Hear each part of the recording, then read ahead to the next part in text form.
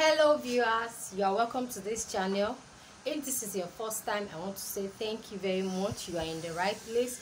And if you are among my old subscribers, I want to say thank you for coming back again. In today's video, I am going to be showing you how to cut the basic off-shoulder bodies and the sleeve. So if this is something that interests you and you are interested in learning, stay tuned and let us get straight into the tutorial. The first thing that you will need to do is to know the perfect measurement for your off-shoulder. And to do that, you need to know your round off-shoulder measurement. So this is how to take your round off-shoulder measurement. You are going to make sure that it is not too tight and not too loose. Did you see that? At the back, let me show you the back. You are going to measure it in such a way that it won't be too loose and it won't be too tight. Okay, so after getting a comfortable round off-shoulder measurement, mine is 38. After getting that, you are going to make sure that you get your neck measurement. Now, talking about neck measurement in off-shoulder, we are talking about one corner of your armpit here to the other corner here. So you are going to take your tape like this and measure whatever it is that you have here.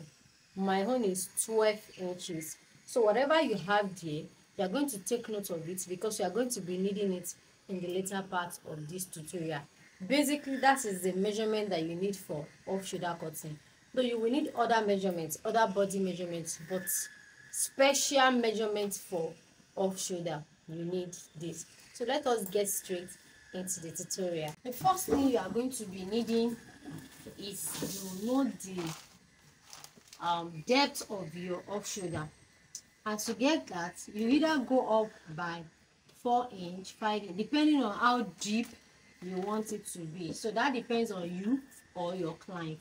So for this tutorial, I'll be going deep for just 4 inches.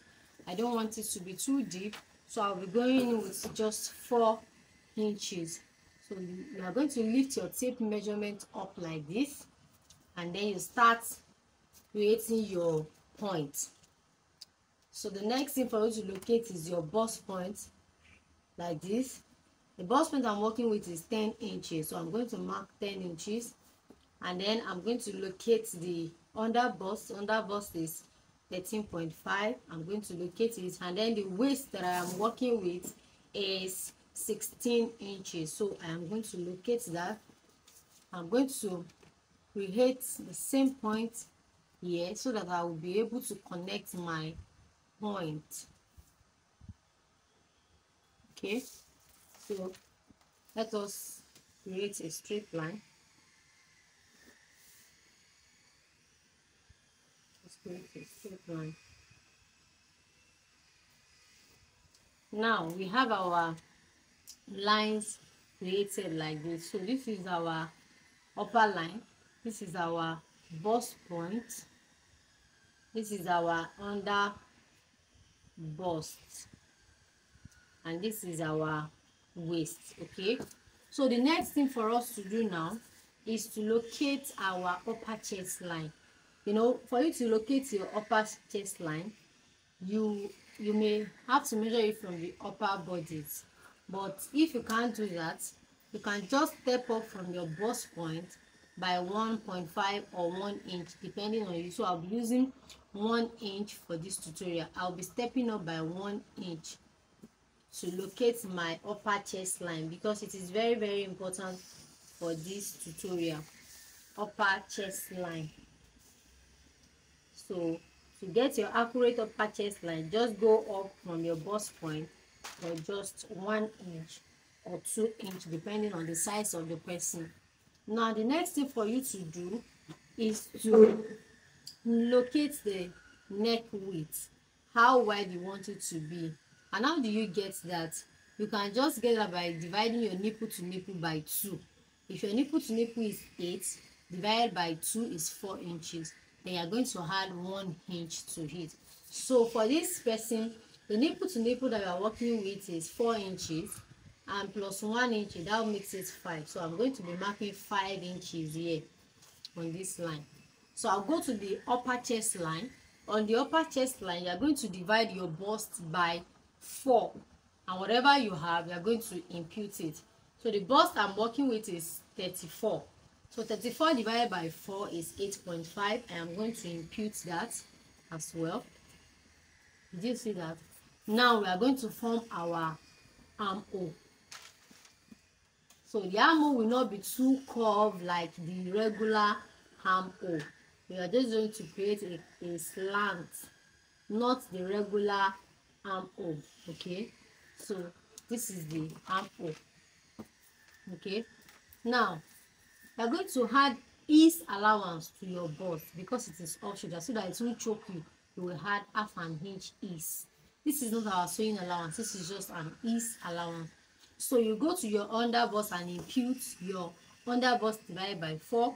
The under bust that I'm working with here is 28, so I'm going to impute 28 inches divided by 4, which is 7 inches. The same thing with the waist.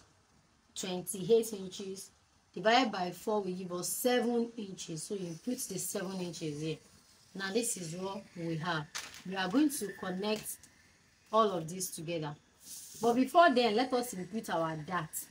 So this is half length basic off shoulder, which means you can decide to add a key split on the waist or decide to add a peplum to the waist.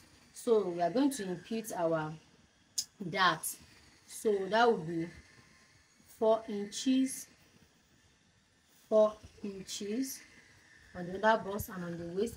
Then from the bust point, I'm going to step down by 1 inch.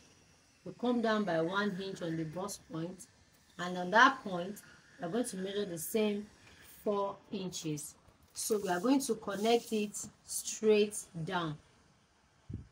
You connect it straight down like this, and on the waistline you go in and come in and go out with half an inch. Half an inch on both sides. The regular way we used to create our dart, then you move it to the point here, just like you see me doing. Then the other way around, you do the same thing. So you do the same thing here. Okay, so you do the same thing like this, and now our dart is ready. So now we are going to be adding our sewing allowance. You know, we have 1 inch altogether for our dart on the waist. We are going to return that 1 inch for that, and then you are going to add our sewing allowance. So I'll be using 1 inch for sewing allowance. It depends on you. You could use 1.5 or 2 inches depending on you. Then this place, I'm going to measure what I have here. So I have half and quarter. I am going to return the same half and quarter and then add my 1 inch sewing allowance. Then on my upper chest line, I am going to add my 1 inch sewing allowance. Okay, let me extend the line so that you can understand what I am saying. So this is the point. We are going to connect this point to this point and to this point.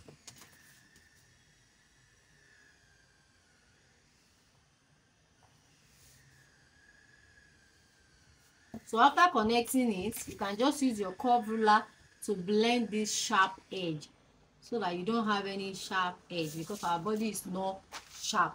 Okay, so that is that about that. Now on this neck area, you notice that the off shoulder you are seeing on the screen has a kind of curvy neckline. So you come down by half an inch. It depends on you.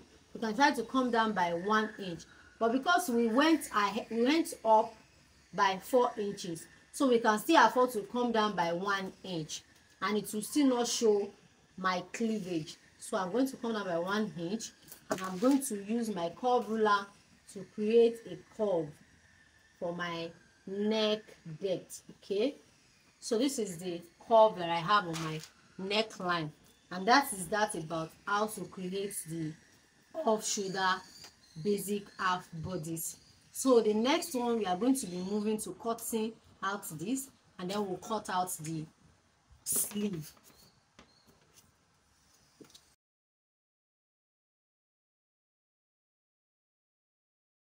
Now let us cut the back of the off shoulder. So what you just do is to place your front piece like this on your fabric. Don't forget that I am going to be cutting 2 pieces for the back, and this front you are going to be cutting it on fold. Cut on fold because it is front.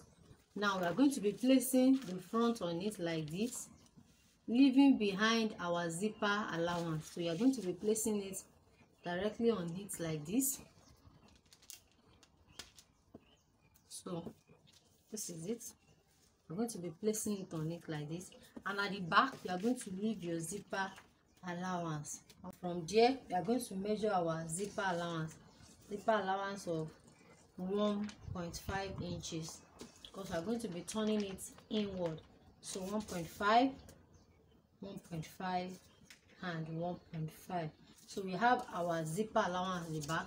The next thing to do is to cut it the same way. When you are cutting off shoulder, you may necessarily not need back armhole separately or front armhole. Okay, so you just trim out the same way for the neckline. You can decide that your back neckline should be higher than the front neckline, or it could be the same thing. So I will be using the same neckline for both back and front. Okay, and here we have our front and back pattern. This is the back. So when you are cutting on your fabric, you are going to be cutting 2 of these, one side and the other side, and then when you are cutting this, you are going to be cutting it on fold. So we are done cutting the bodies.